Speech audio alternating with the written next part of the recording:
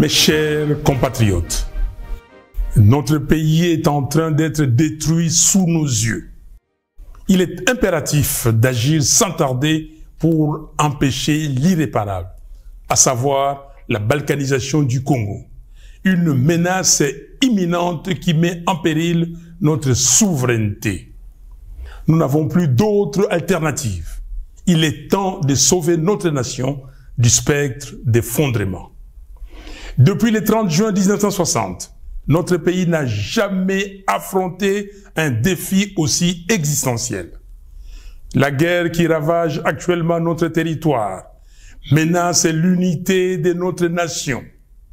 Dans ces contextes d'extrême urgence, la cohésion nationale doit s'imposer comme notre priorité politique absolue. Chaque jour, nos villes, nos territoires, nos villages et nos provinces tombent sous le joug des agresseurs, tel un héritage laissé à l'abandon.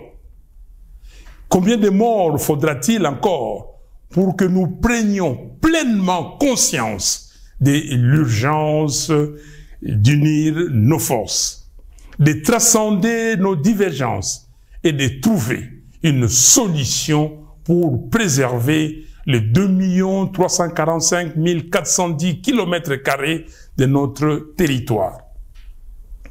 La balkanisation du Congo, insidieusement orchestrée sous nos yeux, ne saurait être tolérée. C'est un projet ignoble, une profanation de l'héritage légué par Simon Kimbangu et Patrice Lumumba. Aujourd'hui, plus que jamais, il incombe à chaque Congolais d'assumer sa part des responsabilités dans la lutte pour la sauvegarde de notre pays. Cette guerre, ces souffrances, ces vies fauchées en grand nombre nous enjoignent à un profond changement d'attitude. Nous ne pouvons plus nous permettre l'inaction ni la complaisance. Il est de notre devoir de contrer ceux qui cherchent à diviser notre peuple et à nous précipiter vers notre propre perte. Face à l'ampleur du désastre, la division interne est un luxe que nous ne pouvons plus nous offrir. L'initiative congolo-congolaise, que nous qualifions de processus de Kinshasa, proposée par la CENCO et l'ECC, constitue une opportunité historique pour mettre fin à la guerre et reconstruire notre pays. Ce projet ne se limite pas à un simple appel à la paix. Il incarne une profonde refonte de notre approche politique, une véritable révolution dans notre manière de vivre ensemble. Je lance donc un appel ferme à tous les Congolais, quelles que soient leurs appartenances, à se rallier à cette dynamique de réconciliation et de cohésion nationale.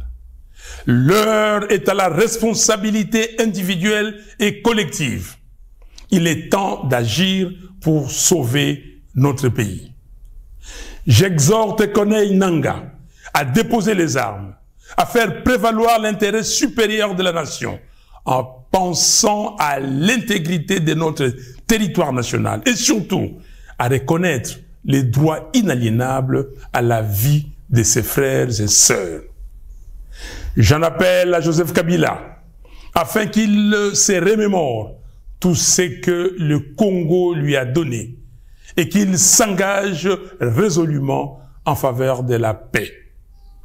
J'invite Félix Tshisekedi à mesurer l'ampleur du désastre qui accable notre pays et à soutenir sans réserve l'initiative des évêques de la CENCO et des pasteurs de l'ECC. J'encourage enfin l'ensemble des responsables religieux à s'unir derrière ces processus salvateurs pour notre nation. C'est une catharsis. Mes chers compatriotes, il est impératif que nous agissions sans délai pour mettre un terme à la guerre, stopper les massacres des Congolais, en finir avec les déplacements forcés de nos concitoyens, restaurer l'intégrité de notre territoire et alléger les souffrances de notre peuple. Il est temps de replacer notre nation sur la voie du développement, du progrès et de la dignité. Que Dieu bénisse le Congo et son vaillant peuple. Je vous remercie.